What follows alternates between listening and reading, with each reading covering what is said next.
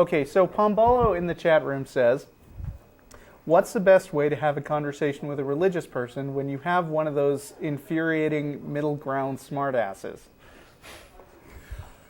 I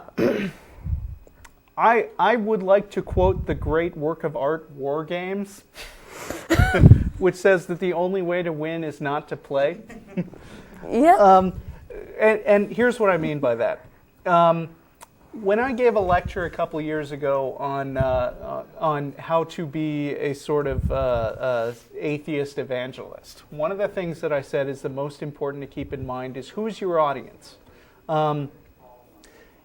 If you are going to go into an argument with the idea in mind that you're going to make this person see reason and convert them, you're going to be really, really frustrated with a lot of conversations you have. It rarely happens that anybody actually makes a big conversion. And when it does happen, you know, everybody likes to think of people becoming Christians in this big, you know, epiphany, like, you know, the road to Damascus. Oh, I see the light all of a sudden. And then they naturally ask, what one thing happened that made you an atheist, right? In my case, no one thing happened that made me an atheist because I was raised with atheist parents. I know in Matt's case, he was studying to be a minister, and reading and studying about Christianity actually gradually turned him atheist over time. And Matt's story actually seems to be the most common one that I hear from ex-Christians, because what happens is people have to come to the idea themselves that that just relying on faith and not having reasons for stuff is not such a great idea. And so through a long process of reading and thinking about it and trying to actually prove that God exists is what usually gets them there. But there are quite a lot of people who are stubborn enough that they're never going to change their minds. So when I say think about who your audience is, if you're targeting an audience of one, if you're just targeting this guy that you're arguing with, why waste your time?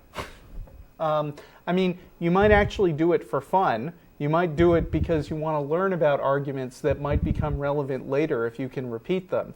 But for me, the reason to do a TV show like this is to reach a whole lot of people. Because if you can have a bunch of people watching you argue with a stubborn Christian, then the audience that's watching you might wind up saying, oh man, that guy is just being kind of a douche. You know, he's not really listening to the other person's points.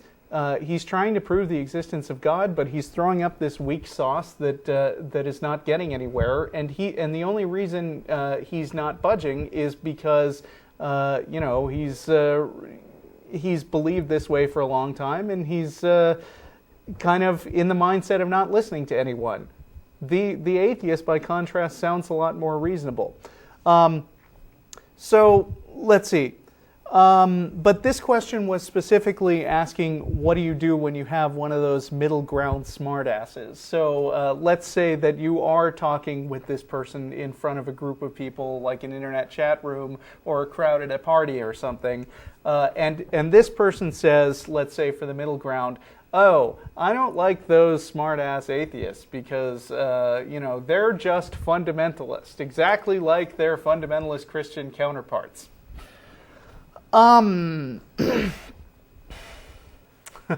What am I going to say about that? Basically, first of all, the important thing to throw out in front is that being an atheist is not mutually exclusive with being an agnostic. I mean, just because you're an atheist, it's actually a common apologetics tactic to say, oh, if you're an atheist, then you must say you know absolutely without a shadow of a doubt that there is no God and never can be. That's not atheism. Most sources, I mean, most people who talk about atheism, I mean, you got George Martin, who defines atheism as being without any belief in gods. You even have like Richard Dawkins, who in The God Delusion said, okay, if there was a scale from 1 to 7 where 1 is absolutely convinced with no possible doubt that that God exists as a 1, and then, you know, Number 4 being sort of a middle of the road, absolutely don't know or care one way or the other. And then a 7, which is absolutely positive and convinced and cannot be talked out of the idea that there is no God. Richard Dawkins said I would be a 6. He would be a 6.5 maybe. But his point is, and there's been some argument in the atheist community, but his point is that you can't really take a position where there is no possible way for me to change my mind and be talked about it, because be talked out of what I think, because any new evidence could come up tomorrow that could completely throw. I mean, an example that's usually given in scientific terms is how Einstein's theories of relativity and quantum mechanics supplanted eventually Newton's laws of motion. It didn't happen all of a sudden. It just happened because there were certain observations which could not be explained purely in Newtonian terms. And so eventually, even though this system had worked for hundreds of years, they had to come to a point where they admitted, yes, Newtonian physics is not the way the world works, or at least it's not the whole story. There has to be some more to it. So what does this have to do with atheism?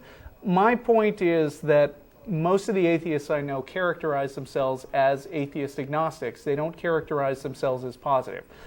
But there has to be a certain point where you recognize that you know enough to say that in general something probably doesn't exist. On the show we always bring up the examples of whatever mythological being pops into our head fastest. Unicorns, fairies, leprechauns, any of those come up. If you were going to ask me flat out, are you positive that no fairies exist and could ever exist? I would say, well, I'm a fairy agnostic. But I certainly do not believe in fairies. I think that it would be ridiculous for a grown-up to believe in fairies. There's no good reason for it. Could happen that a fairy comes up and bites me tomorrow, and I wind up, looking at it and coming up with clear, absolute, irrefutable proof, to the extent that science allows that sort of thing, that this thing I'm looking at is definitely a fairy. But that hasn't happened yet, and it hasn't happened with God, and you have to watch out for theists, but trying to make these tricky hypothetical arguments like, well, if I presented this incredible irrefutable evidence, then would you start believing in God? I'd say yes, but nothing like that ever comes up. So going back to the middle ground smartass that Pombolo was talking about,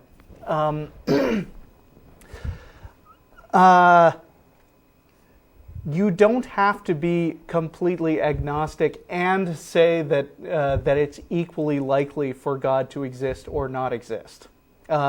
It may be that a God could turn up, but there is an overwhelming, complete lack of evidence for a God, and the smart thing to do is just not believe in it.